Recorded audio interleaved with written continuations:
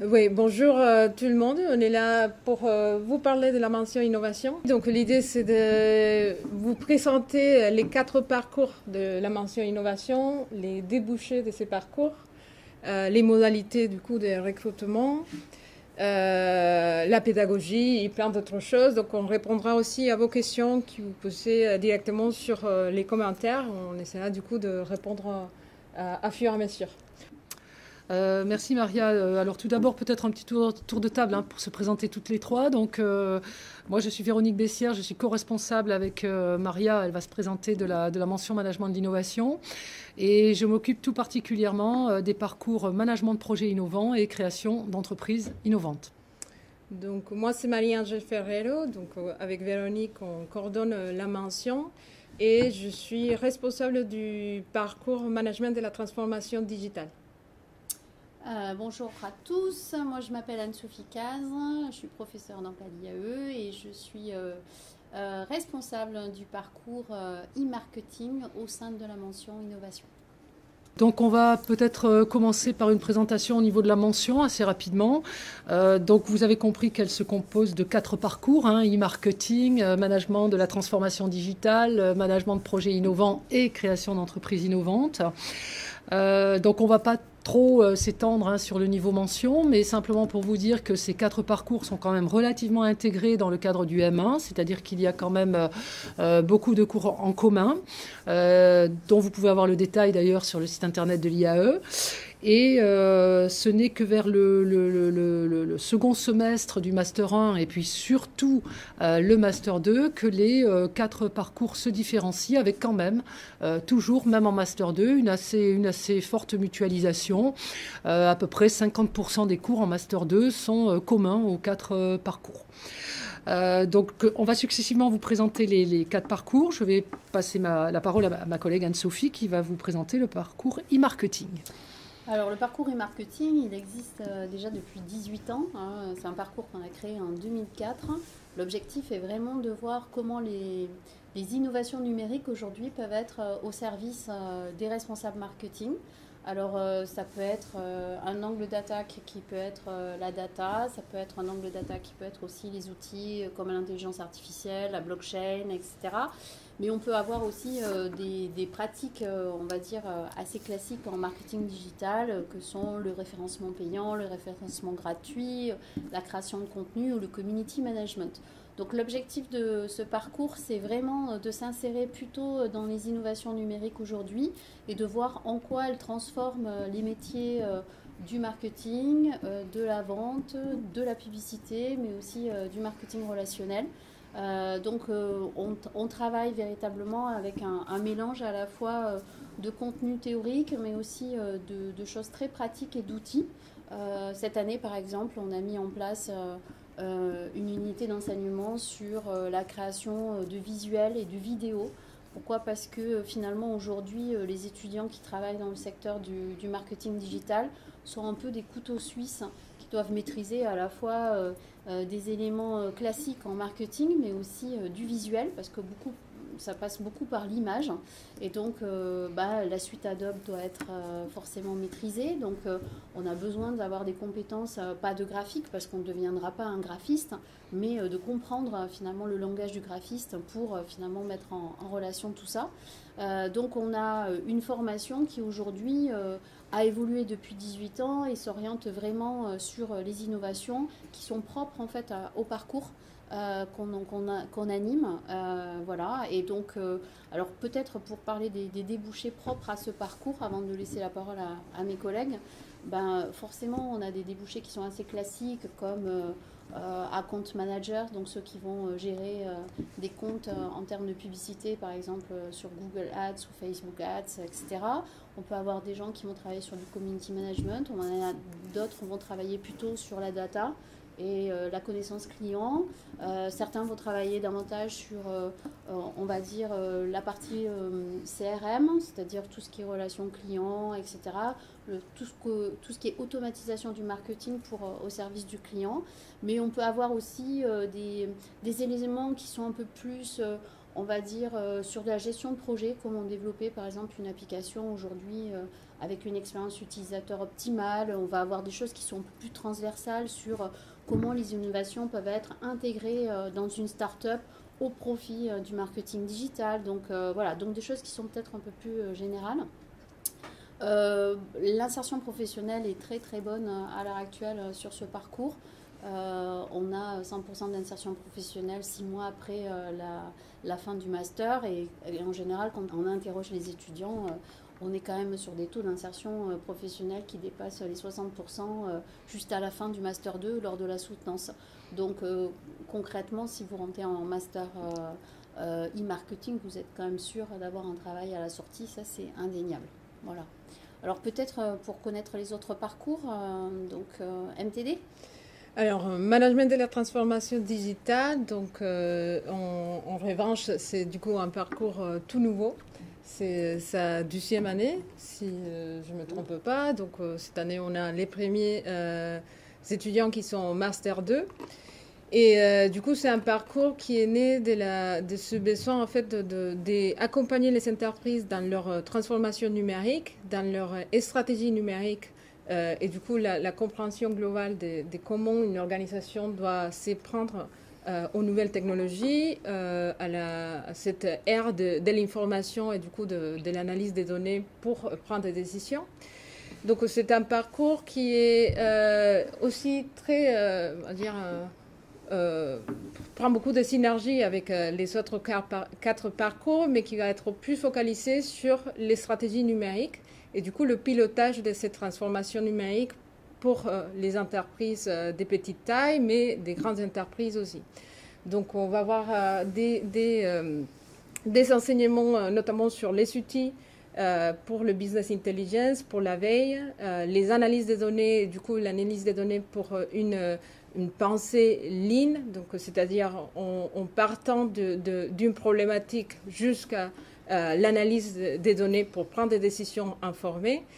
Et c'est surtout, du coup, le pilotage et l'accompagnement des entreprises, des startups dans leur transformation, mais aussi dans la rentrée dans un monde numérique d'aujourd'hui.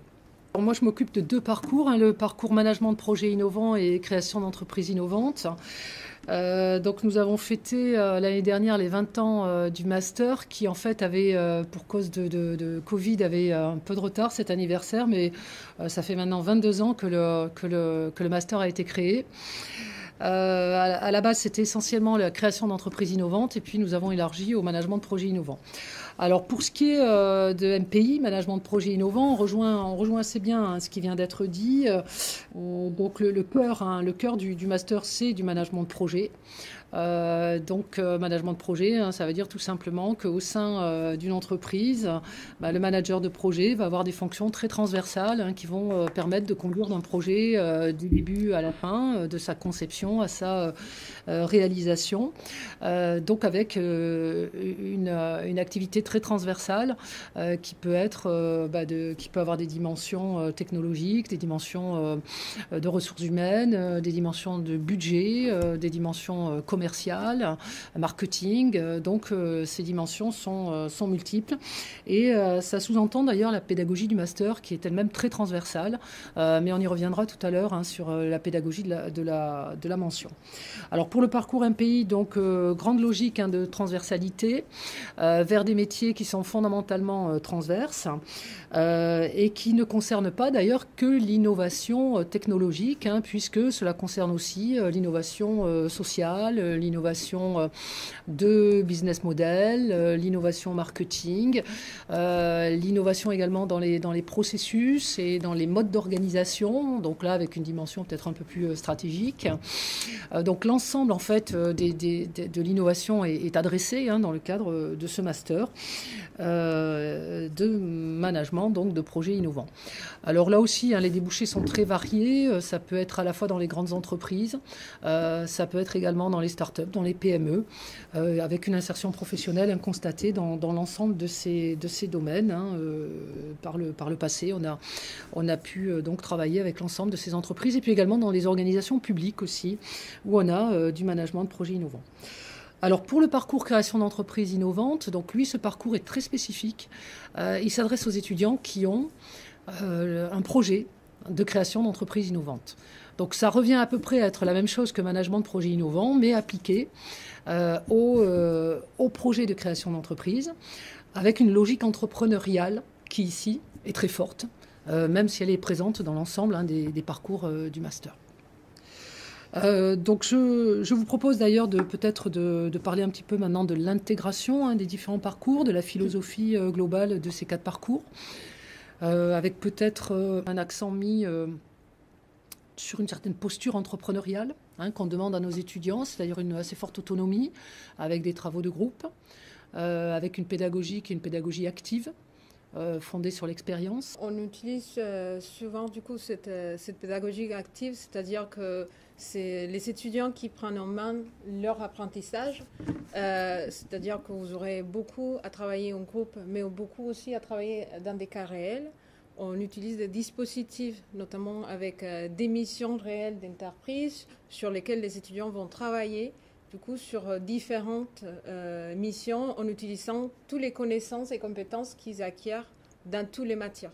Donc, on essaie d'avoir cette posture aussi transversale pour pouvoir mobiliser des compétences, on va dire soft, mais des compétences aussi techniques dans toutes nos matières. C'est-à-dire que chaque cours, c'est quand même lié avec d'autres cours et c'est tout pensé dans un ensemble pour développer ces compétences qui sont demandées par les entreprises aujourd'hui.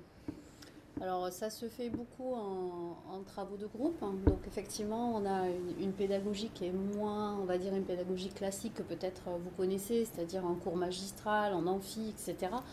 On a voulu développer dans le cadre de cette mention une pédagogie plus active dans laquelle les étudiants travaillent en groupe, pas forcément leur groupe de travail, on essaye de les mélanger et de reconstituer finalement le réel, ce qui fait un travail d'équipe dans une entreprise. Ce travail d'équipe, il est aussi sur la mise en place de méthodes de gestion de projet, avec des attendus, etc. Et finalement, alors soit ça se fait sur des courtes périodes, qui peut être du jeu d'entreprise ou du challenge avec une entreprise en particulier, soit ça se fait sur du long terme, parce qu'on a des projets qui sont des projets fil rouge, où les étudiants développent sur 6 mois finalement un projet qui peut être un projet réel, qui peut donner lieu d'ailleurs à une création d'entreprise pour certains d'entre eux, mais pas uniquement, et qui sont l'occasion en fait pour les étudiants de mettre en application finalement ce qu'ils apprennent avec les différents intervenants qu'ils ont, que ce soit des anciens chercheurs, que ce soit des intervenants professionnels. Et l'objectif, c'est vraiment se poser les bonnes questions et accompagner en fait ces projets fil rouge. Donc on pense que cette démarche pédagogique qui se veut plus active permet aux étudiants peut-être de développer d'autres choses que des compétences classiques, ce qu'on appelle des soft skills, qui finalement leur permettront une meilleure adaptation dans l'entreprise, d'être plus flexible et d'avoir cette capacité à peut-être à entreprendre, à aller chercher finalement des idées nouvelles et je pense, et à savoir travailler bien sûr en équipe. Donc je pense que ça c'est un vrai plus dans cette formation parce que ça permet de mettre l'étudiant comme un acteur de sa formation et pas uniquement comme un spectateur de sa formation. Et ça c'est une posture qu'on a décidé en commun de travailler justement au sein de cette mention avec des enseignements qui sont mutualisés, mais aussi des enseignements qui sont propres à chacun des parcours, parce qu'on forme finalement à des métiers peut-être un peu différents, mais avec toujours la même philosophie.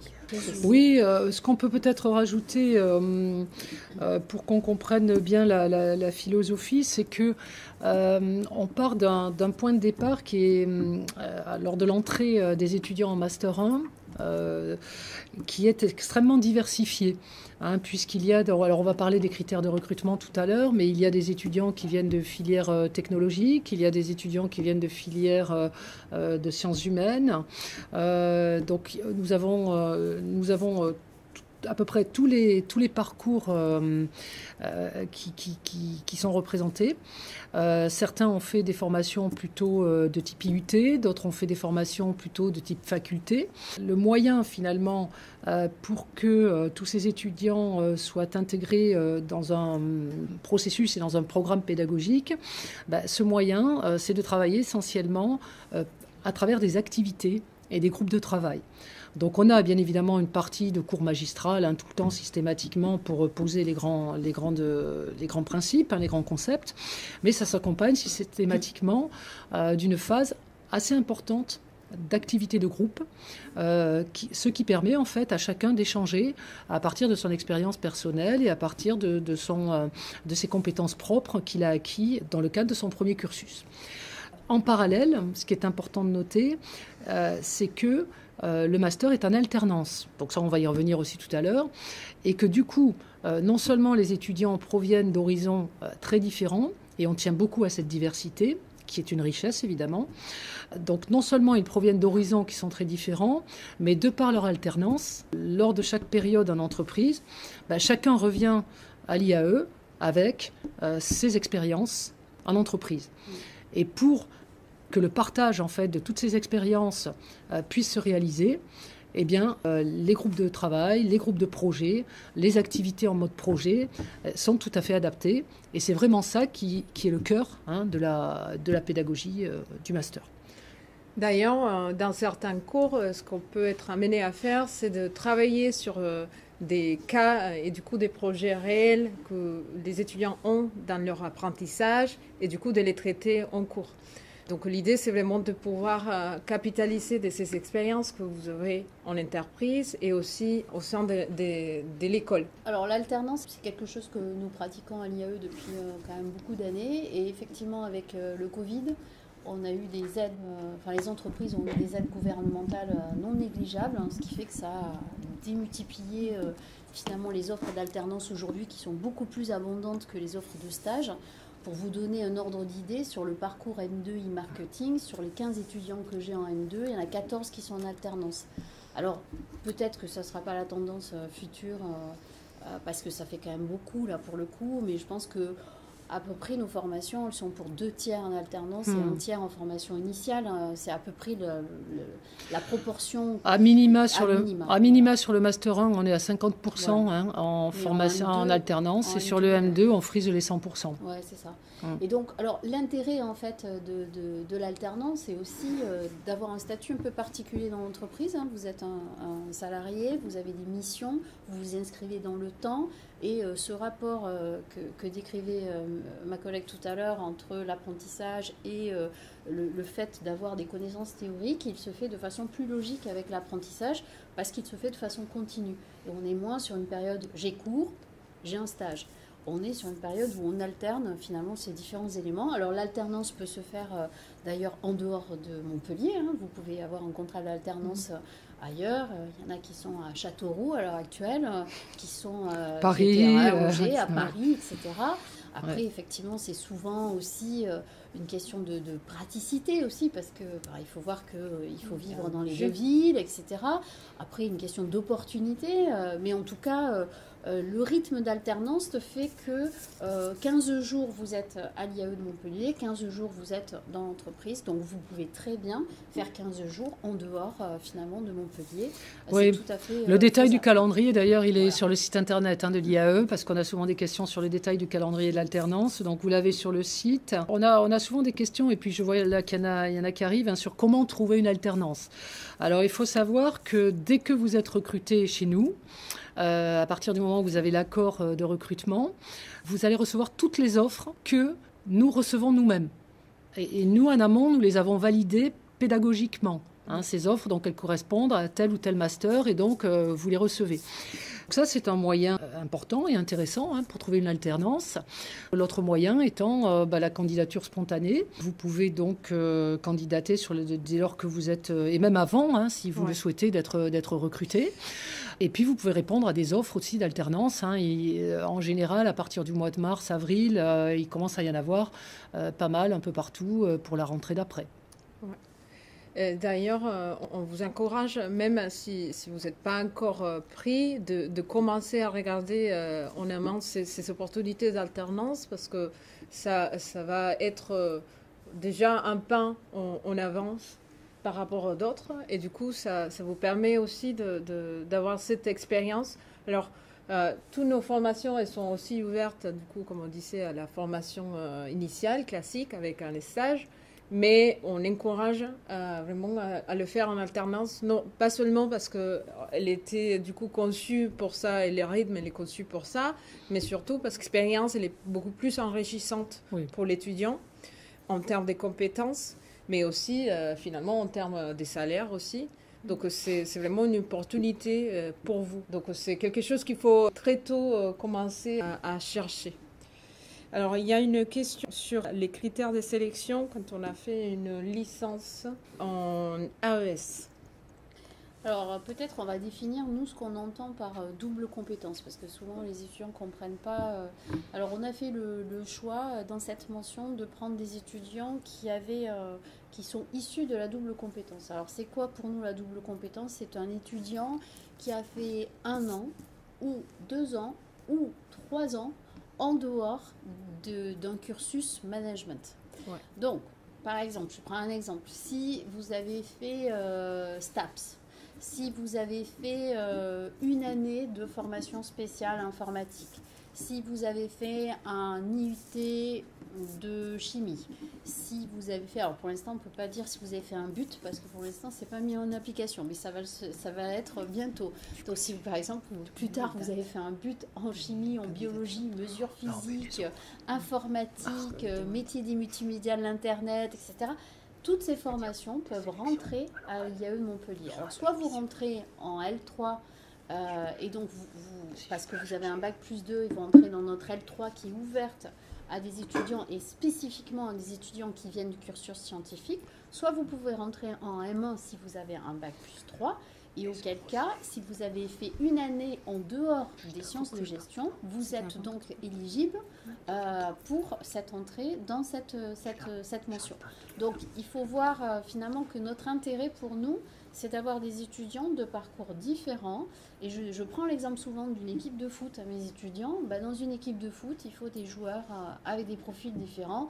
Si on mettait un Kylian Mbappé et qu'on en mettait 11, ça ne marcherait peut-être pas aussi bien. Il y en a un, très bien, mais il y a aussi d'autres coéquipiers. Et donc, il faut mixer en fait les parcours.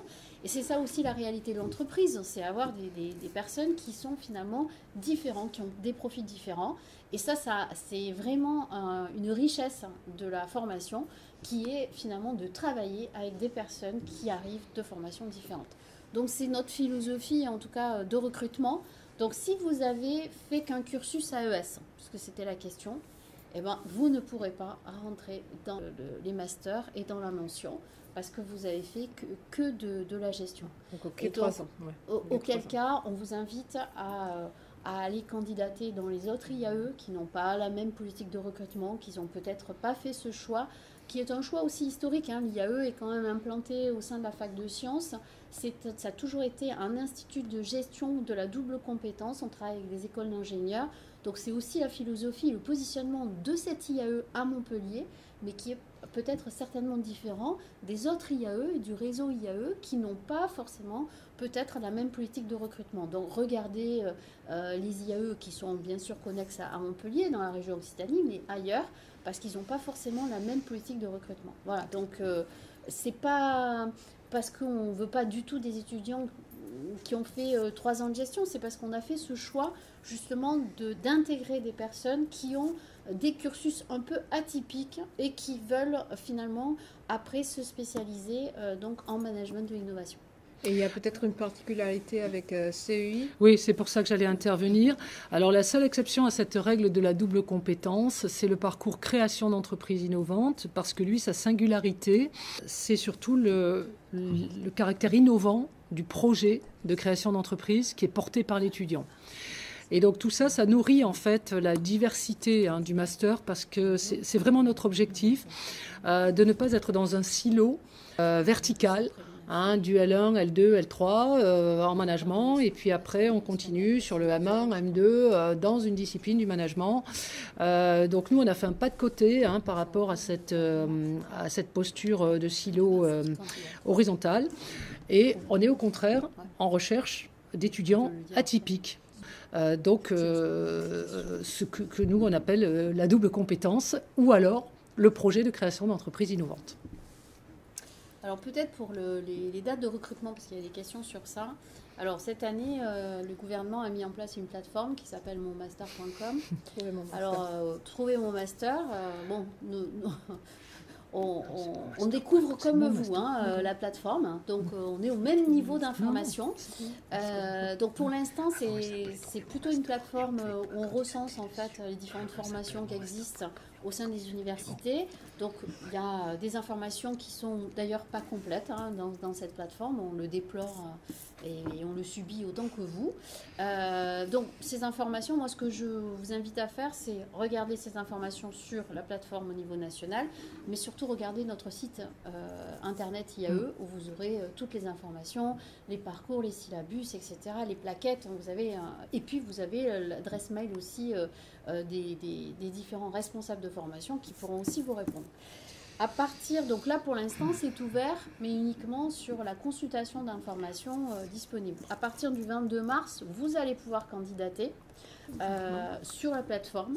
Et donc à partir du moment où vous allez pouvoir candidater, ça veut dire que on va vous donner aussi la possibilité d'avoir les liens pour trouver ces formations.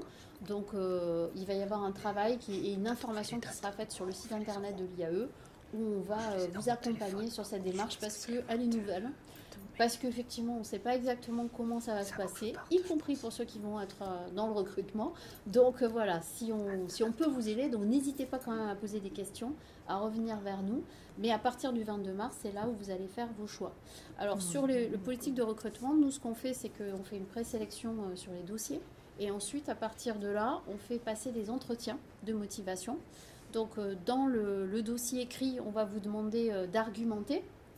Vous avez on va dire une lettre de motivation qui doit être assez conséquente pour justifier finalement à la fois de vos motivations à intégrer tel ou tel parcours de la mention, mais aussi à justifier le fait que vous ayez un profil, une expérience professionnelle qui soit au service finalement de cette mention.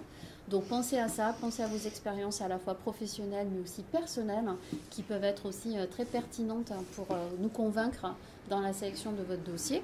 Et ensuite, une fois qu'on aura sélectionné les dossiers à l'écrit, on vous fait passer les entretiens de motivation pour effectivement établir une liste de candidats admis.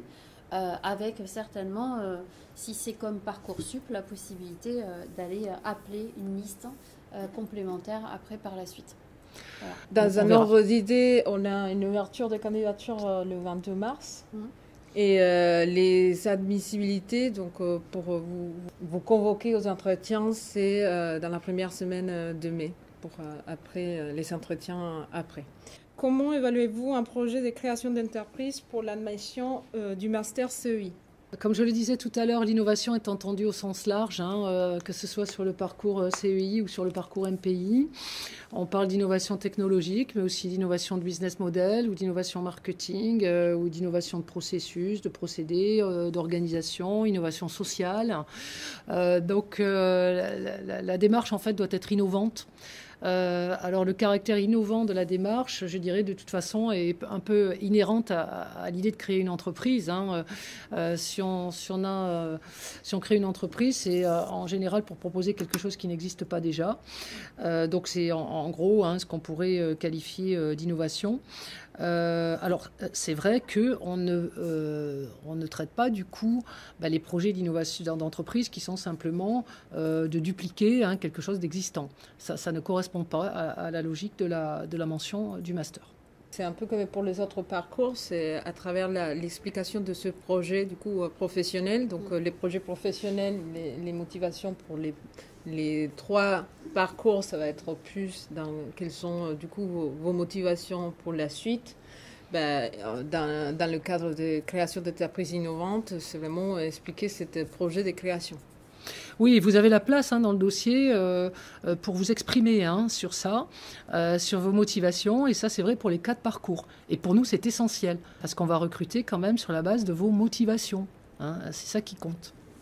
Alors peut-être je rajouterais, surtout si par exemple vous avez fait un DUT chimie ou un DUT mesures physiques, alors bien sûr qu'il faut valider ces crédits, mais ce n'est pas la note que vous aurez obtenue sur votre DUT chimie qui va nous permettre de savoir si vous êtes finalement dans la bonne orientation. Donc c'est plus ce que vous voulez faire, pourquoi vous voulez après la chimie faire du marketing digital, qu'est-ce qui nous prouve que vous avez une appétence pour le web. Donc ça peut être une expérience par exemple personnelle. Moi j'ai pas mal d'étudiants qui dans le cadre associatif sont des community managers, ont pour leur club sportif géré un certain nombre de choses, à la fois les réseaux sociaux, le site web, etc. Ben, tout ça, c'est des preuves en fait qui nous permettent de voir votre appétence par rapport à un domaine, ici le digital, votre capacité à vouloir, après avoir fait une formation en STAPS ou en chimie,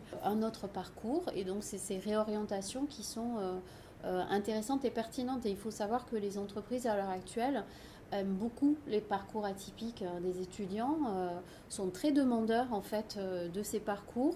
Alors bien sûr, ça peut être soit une réorientation totale, c'est-à-dire finalement je ne veux plus faire de chimie et je veux maintenant faire du management, etc. Soit ça peut être aussi une orientation qui s'intègre dans un parcours, c'est-à-dire par exemple je suis en STAPS et ensuite je veux développer ma carrière sur l'e-sport et donc ça a quand même une suite logique avec la formation initiale donc, que j'ai eue au départ. Donc voilà, il peut y avoir plusieurs parcours possibles. Dans tous les cas, ce qu'on va demander effectivement, c'est de bien décrire votre projet et de bien effectivement spécifier votre expérience et votre appétence par rapport au domaine. Ce qui nous permettra de juger au-delà des notes dans des disciplines qu'on ne connaît pas et qu'on ne maîtrise pas, finalement, si vous êtes fait ou pas pour ce master. Et je rajouterais par rapport à ça d'ailleurs que votre première compétence du coup qui généralement n'est pas en gestion pour ce master sert souvent de point d'appui pour l'alternance. Très très souvent nos étudiants trouvent une alternance dans le secteur d'activité de leur première compétence et ça fait vraiment la richesse du master. C'est-à-dire vous rajoutez une compétence en management à cette première compétence qui sert de socle. Et même si vous avez une certaine volonté de réorientation, c'est-à-dire de quitter le domaine, par exemple, de la chimie, pour reprendre l'exemple de ma collègue, ou tout autre domaine qui était votre première compétence, même si vous souhaitez quitter ce domaine, il n'en demeure pas moins que ça reste un socle. Un socle pour trouver un emploi intéressant, pour maîtriser un secteur. Donc, dans un grand nombre de cas, en fait, la compétence en management vient s'appuyer sur cette première compétence, même si ce n'est pas effectivement une obligation. Alors, je crois qu'on avait une question sur l'histoire du master en GRH, c'est ça? Alors, il y a une personne qui nous demande si on peut faire le master après avoir fait un master 1 en gestion de ressources humaines. Un master 1 en GRH. Alors, la réponse, elle a indirectement déjà été donnée. Si vous avez... Alors, la GRH, c'est une discipline du management. Donc, a priori, on n'est pas en double compétence, sauf si... Avant votre Master 1 en GRH, vous étiez issu de la double compétence. C'est-à-dire, vous étiez issu d'une autre compétence, plus exactement.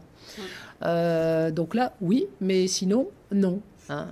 Si le Master 1 en GRH a pris suite à une licence dans le domaine du management, la réponse est non.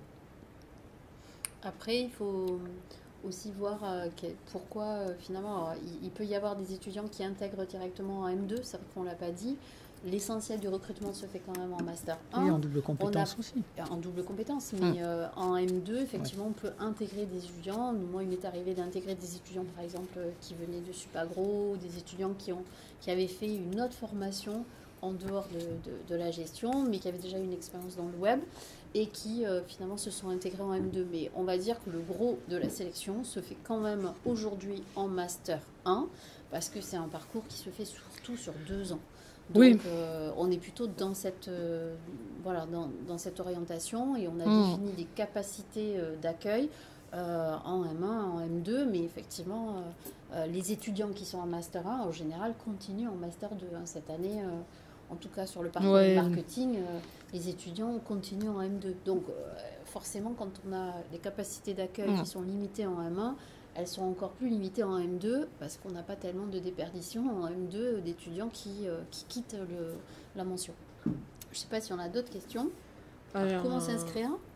Comment s'inscrire? Donc on l'a dit, elle est sur la plateforme monmaster.gouv.fr. Donc, c'est candidater d'abord, après on passera l'inscription une fois à lui. Bien remplir tout ce qui est demandé. Il y a des questions sur les frais. Alors les frais, ouais. C'est une école universitaire de management, donc ce sont des frais universitaires classiques. Du niveau master, voilà. Du niveau master, voilà. Au moins que vous soyez en formation continue. Alors, sauf si continue. vous êtes en formation continue, auquel cas, c'est pas les mêmes frais. Et c'est effectivement, il faut se rapprocher des services de la formation continue pour calculer pour avoir le coût de la formation. Mais sur les frais, on va dire, des frais universitaires, c'est les mêmes frais universitaires. C'est la quasi-gratuité, en fait. Hein. Oui. Ouais. C'est surtout la sécurité sociale qui est payée et juste les frais d'admission, mais il n'y a pas d'autres frais. Alors, il y a souvent une question qui est posée, alors pour l'instant, ils n'ont pas posé, mais c'est l'ouverture à l'international. Alors, nous, on entend l'ouverture internationale aussi juste par cette expérience qu'on peut donner à nos étudiants sur l'international. Donc, par exemple, dans le cadre de la mention, on a fait des voyages pédagogiques, notamment l'année dernière au CES, avec les étudiants de e-marketing. Sophie, alors, on a accompagné les startups de la région Occitanie, donc sur le salon, le CES. Alors, pour ceux qui ne connaissent pas, c'est le Customer Electronic Show, c'est le salon tech mondial. Le numéro 1 salon dans la tech. Et l'objectif des étudiants e-marketing, c'était d'accompagner ces startups à la fois pour améliorer la visibilité sur le salon, les accompagner sur la durée du salon, qui était de 4 jours, et puis aussi l'exploitation en fait, de ce salon, faire du sourcing, etc. Donc c'est une démarche qu'ont eu les étudiants, c'est-à-dire que ce sont les étudiants qui sont venus me voir en disant on a ce projet. On veut aller au CES à Las Vegas, donc on est allé faire un partenariat avec la région Occitanie et donc nous avons accompagné la délégation Occitanie cette année. Alors c'est pas l'année dernière, c'était en janvier 2023. Oui, l'année dernière, je veux dire... Mais c'était la promotion civile. de cette année. Et effectivement, c'est un projet qu'on a accompagné.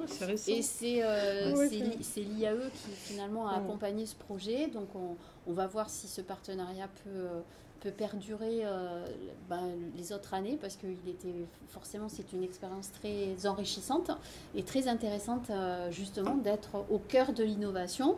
Voilà, mais il y avait effectivement il y a d'autres projets et donc on encourage les étudiants, que ce soit des projets personnels ou justement au sein des différents parcours, de développer ce genre de projet, de voir comment l'IAE peut les accompagner, comment on peut trouver des sources de financement pour accompagner tous ces projets qui finalement donnent une connotation, on va dire, très intéressante en fait pour les parcours de formation. Il y a aussi d'autres questions qu'on se pose souvent, c'est sur les associations et du coup l'intégration de ces associations au sein de la mention. Oui, alors peut-être une association en particulier qui a été au départ lancée dans le cadre de la mention, qui est l'association IAE Startup Lab. C'est une association qui fait de la pré-incubation en fait et qui accompagne les étudiants créateurs d'entreprises innovantes. Alors, pas seulement ceux, bien sûr, de la mention, ce serait un périmètre un peu étroit, mais tous les étudiants de Montpellier, tout particulièrement sur le campus ici, là, de Triolet, avec la faculté des sciences, avec l'IUT qui est tout près, l'école Polytech. Donc ça, c'est une association qui est très, très enchâssée dans les activités de la mention. Et ça montre bien la démarche, en fait, entrepreneuriale qu'on souhaite vraiment donner à cette mention. Et on souhaite que vraiment les étudiants aient cette optique entrepreneuriale qui est aussi celle, finalement, de construire eux-mêmes leur parcours. Nous, on propose des cours, on propose des activités. Au final, c'est quand même l'étudiant, chaque étudiant qui construit son master et qui en fait ce qu'il souhaite à partir de son projet professionnel et qui s'approprie tout ce parcours. Il y a notamment, par exemple, des événements qui sont organisés du coup par ces associations et où les étudiants du coup de la mention sont très actifs, notamment le créathlon. Donc c'est une espèce de hackathon de création d'entreprises qui se passe en un jour. Oui. Et on a par exemple aussi le TEDx qui va avoir lieu sa 12e version cette année. Donc l'année dernière qui était une réussite sur l'impact. Et voilà, donc c'est des actions sur lesquelles les étudiants de la mention sont vraiment très actifs et qui vont aider à l'organisation et à la vie de ces associations. Donc on a parlé d'IAE Startup Lab, mais on a bien sûr aussi l'association des alumni, qui est bien sûr pour tous les étudiants de l'IAE, tous les alumni de l'IAE, mais où on a beaucoup aussi d'activités de la part de nos anciens. Qui sont pour la plupart ceux qui animent beaucoup ce réseau. Et on a bien sûr le VDE pour les étudiants, pour la partie, on va dire, un peu plus festive. Peut-être sur les alumni, dire qu'on organise chaque année des rencontres. Alors on les fait en visio parce que c'est un format qui est plus simple, en tout cas pour aussi capter des alumni qui sont à l'international. Et donc l'intérêt c'est aussi qu'il y ait des échanges et que les étudiants puissent connaître un peu les trajectoires des étudiants qui sont issus de ces différents parcours.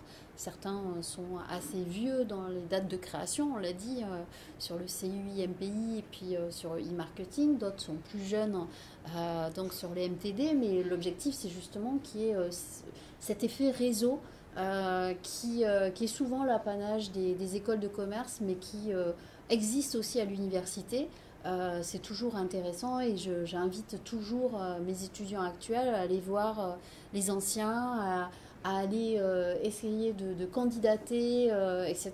Donc, bien sûr, les réseaux sociaux sont une aide très précieuse, mais je pense que les rencontres aussi avec des alumni, les conférences qu'on organise, les événements qu'on fait avec des alumni, c'est des passages de relais qui sont toujours super intéressants. Et d'ailleurs, c'est un réseau aussi pour trouver des opportunités. C'est-à-dire que c'est grâce aussi à ces réseaux qu'on va pouvoir trouver des opportunités même d'apprentissage. Donc, il ne faut pas hésiter aussi de se rapprocher de ceux qui ont déjà fait nos formations pour non seulement avoir des informations, mais aussi trouver des opportunités pour rejoindre leur entreprise. Parfois, c'est eux-mêmes qui viennent nous poser leurs offres d'alternance, tellement ils ont apprécié du coup la formation.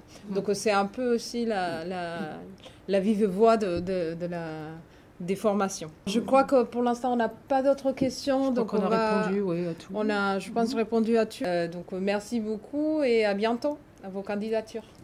Allez, au revoir, à bientôt. Journée.